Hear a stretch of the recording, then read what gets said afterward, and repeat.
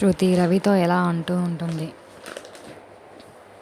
దీనిలో ఉన్న మీ అన్నయ్య ఈగో చాలా స్పష్టంగా కనిపిస్తుంది. అప్పుడు రవి, ఊరుకో రవి, అలా ఏం లేదు శృతి అని అంటూ ఉంటాడు.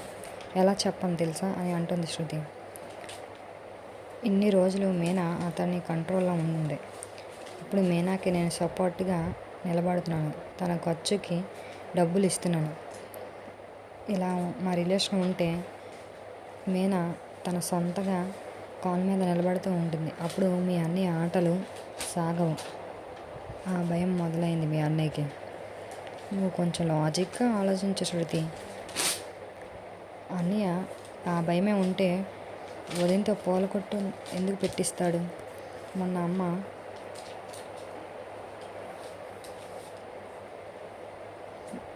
వదిన గౌరవం కాపాడడం కోసం అన్నయ్య అలా పూలకొట్టు పెట్టించాడు అని రవి అంటాడు. బాబు రవి, నువ్వు చాలా మంచోడు.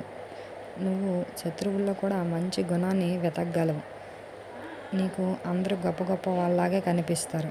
మీ అన్నయ్య అసలు రంగు నాకు మాత్రమే తెలుసు. ఆ కొట్టు ఎందుకు పెట్టించాడో చెప్పనా? నేను మీనాకి ఇలాగ డబ్బులు ఇస్తూ ఉంటే తన మాట ఎక్కడ వినదేమో అని భయంతో ఈ కొట్టు పెట్టించాడు. కొట్టు పెట్టించనే గౌరవంతో పాటు తన ఆడించాలన్న ఆట ఆడుతూ ఉంటుంది మీనా అని కొట్టు పెట్టించాడు. మీనా ఇక నుంచి బానిస అవుతుంది, చూస్తూ ఉండు అని శృతి మాట్లాడుతూ ఉంటుంది. అప్పుడు రవి, ఏం మాట్లాడుతున్నావు అంట. అవును, నిజాలే మాట్లాడుతున్నాను. అవసరమైతే అసలు కార్ డ్రైవింగ్కే వెళ్ళడం మానేసి ఇంట్లోనే ఉంటూ మీనా తెచ్చిపెడుతూ ఉంటే తింటూ ఉంటాడు. పాపం మీనా అటు ఇంట్లో పనిచేసి అక్కడ కొంట్లో పనిచేసి ఎంత నరకమం అనుభవిస్తుంటే నాకు ఊహించుకుంటుంటే జాలేస్తూ ఉంటుంది. అప్పుడు రవి, నువ్వు కొంచెం డబ్బింగ్ చెప్పడం మానేసే శృతి. నువ్వు సీరియల్స్కి డబ్బింగ్ చెప్పి చెప్పి అలాగే అందరూ నీకు చెడ్డవాళ్ళలాగే కనిపిస్తూ ఉంటారు. చాలా మంచి ఉద్దేశంతో అన్నయ్య షాప్ పెట్టించాడు. దాని కారణం కూడా నువ్వే. అవును, నాకు తన మీద తనకున్న కోపంతోనే నాకు కొట్టు పెట్టించాడు అని అంటూ ఉంటుంది శృతి. అయ్యో, నీకు అర్థం కావట్లేదు రవి. నాకు డబ్బులు ఇచ్చి నన్ను ఇన్సల్ట్ చేయడం నాకు అస్సలు నచ్చలేదు. అప్పుడు రవి, నిన్ను ఇన్సల్ట్ చేయలేదు అని అంటూ ఉంటాడు. ఇంతలో ప్రభావతి, ఏంటి రవి నువ్వు తనతో కోపంగా మాట్లాడుతూ ఉన్నావు?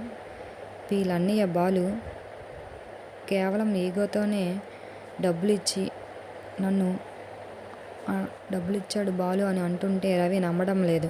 పాపం మీనా ఒక్కదే కష్టపడుతుందనే కదా డబ్బులు ఇచ్చాను. ఇప్పటికిప్పుడు ఈ డబ్బులు తిరిగి ఇవ్వాల్సిన అవసరం ఏంటి అని శృతి అంటూ ఉంటుంది. ఇప్పుడు ప్రభావతి, నేను నిన్న అందుకే చెప్పాను కదా నిన్న నీకు డబ్బులు ఇవ్వద్దని. అలాంటిది ఏదో అవుతుందని నీకు డబ్బులు ఇవ్వద్దని చెప్పాను. పోనీలే, మీ డబ్బులు మీ దగ్గరికి వచ్చాయి అనుకో. అప్పుడు శృతి, ఇప్పుడు డబ్బులు మ్యాటర్ కాదు ఆంటీ, నాకు ఇన్సల్ట్ చేశాడు బాలు అని అంటాడు. అప్పుడు ప్రభావతి, వాడు మామూలుగానే పట్టుకోలేం. ఇప్పుడు ఇంటి ముందు కొట్టు పెట్టాడు. నలుగురు ఏమనుకుంటారనే ఆలోచన లేదు. నా పరువు తీస్తున్నాడు వాడు. అప్పుడు రవి, అందులో పరువు పోయే విషయం ఏముంది? ప్రభావతి, అప్పుడు ఎందుకు లేదు? మనం ఎంత హుందాగా ఉండాలి. మనం ఇంట్లో అందరూ మంచి మంచి జాబులు చేస్తున్నారు. కానీ ఆ మీనా ఏం చేసింది? పోయి ఇంటి ముందు పూల కొట్టు పెట్టుకుంది. ఇదంతా మన పరువు తీయాలనే కదా. రేపు రోహిణి వాళ్ళ నాన్న, శృతి వాళ్ళ అమ్మ నాన్న వస్తే ఏమనుకుంటారు అని అంటుంది ప్రభావతి. అప్పుడు రవి, ఏమనుకుంటారు? మనం తిండికి గతి లేక పూలు అనుకుంటున్నారా తెలివి తక్కువడా. దీనికి ఏదో త్వరలోనే పరిష్కారం చేసుకుందాంలే. శృతి, నువ్వు ఏం మనసులో పెట్టుకోకమ్మా అని అంటూ ఉంటుంది ప్రభావతి. అప్పుడు శృతి, అలాగే ఆంటీ అంటుంది. అప్పుడు మీనా వాళ్ళ చెల్లి, ఏంటక్క అలా చూస్తున్నావు? నిన్నటి వరకు నా జీవితం ఇలానే అనుకుంటూ ఉన్నాను. నాకు నచ్చిన పని చేస్తున్నందుకు చాలా సంతోషంగా ఉందని తన చెల్లితో మీనా చెప్తూ ఉంటుంది.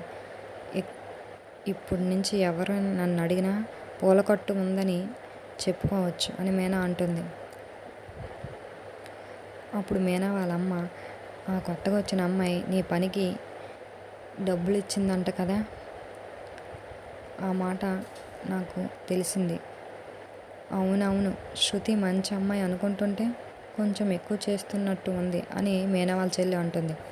దగ్గరుండి పెళ్లి చేసింది నువ్వే కదా అని శివ అంటూ ఉంటుండ. అప్పుడు మీనా, శివ నువ్వు ఊరుకో, ఈ మాటలు చెవిలో ఈ మాటలు ప్రభావతి వింటే చాలా గొడవ చేస్తుందని మీనా వాళ్ళ అమ్మ అంటూ ఉంటుంది. అలా డబ్బులు ఇవ్వడం నాకు నిజంగా నచ్చలేదు. శృతితో మాట్లాడిన అక్క అని మీనా చెల్లి మీనాతో అంటుంది. అప్పుడు మీనా, శృతి చాలా మంచి అమ్మాయి, మీ బావలాగే లోపల ఏముంటే అదే మాట్లాడుతూ ఉంటుంది. రెండు కత్తులు ఒకే అయితే బావకి శృతికి ఏదో గొడవ జరుగుతూ ఉంటుందే అని అంటుంది. ఇంతలో బాలు అక్కడికి వస్తూ ఉంటాడు.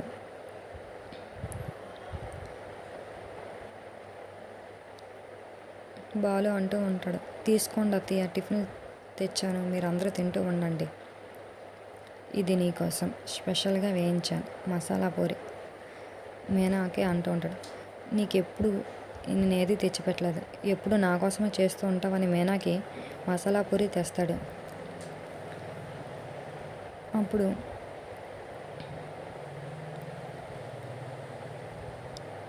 మీనా అంటూ ఉంటుంది, నిన్ను చూసి ఎలా మురిసిపోతున్నాడో అని పూలకొట్ట ఆవిడ అంటూ ఉంటుంది. నీకు ఇలాంటి భర్త దొరకడం నీకు అదృష్టం మీనా అని పూలకొట్ట ఆవిడ అంటూ ఉంటుంది. మీనా, నువ్వు ఈ కొట్టు దగ్గరే ఆగిపోకుండా దీన్ని ఇంకా పెద్దది చేసి నువ్వు పెద్ద పెద్ద షాపులకి ఓనర్ కావాలి. మీనా అంటే ఫ్లవర్ కాదు, ఫైర్ అని అనుకోవాలి అని అంటూ ఉంటుంది ఆ పూలకొట్ట ఆవిడ. అప్పుడు బాలు, ఫైర్. అప్పుడు బాలు, ముందు తినండి తర్వాత పని చేసుకుందరు అని అంటూ ఉంటాడు. అప్పుడు మీనా బాలు రూమ్లో మాట్లాడుకుంటూ ఉంటారు. డబ్బులు లెక్క పెట్టుకుంటూ ఉంటారు. డబ్బులు కొంచెం తగ్గాయి అంటూ ఉంటుంది మీనా. డబ్బులు ఎందుకు తగ్గిపోతాయి, నీకు లెక్కలు అంత బాగా తెలిసతే నేను లెక్క పెడతానని తీసుకుంటూ ఉంటాడు. అప్పుడు మీనా, నేను స్కూల్లో లెక్కల్లో ఫస్ట్ వచ్చేదాన్ని తెలుసా అని అంటుంటుంది మీనా. నేను ఖచ్చితంగా చెప్తున్నాను, 150 రూపాయలు తగ్గాయి ఇందులో అంటూ ఉంటుంది మీనా. అవునా, అయితే ఎలా తగ్గాయి మరి అని అంటూ ఉంటాడు బాలు. గుర్తొచ్చింది, 350కి పూలు కొని 500 ఇచ్చాను, చిల్లర లేదు తర్వాత ఇస్తాను అన్నాడు కదా, అదే ఈ 150 ఉంటుంది అని అంటూ ఉంటారు. ఆ లెక్కలన్నీ మీనా ఒక బుక్లో రాస్తూ ఉంటుంది. ఇప్పుడు సరిపోయింది అని అంటూ ఉంటుంది. మనకి మొదటి రోజు లాభం వచ్చిందని బాలు మీనా మాట్లాడుకుంటూ ఉంటూ ఉంటారు. నా భార్య ఒక్క రోజులో 600 సంపాదించింది అని అంటూ ఉంటాడు బాలు.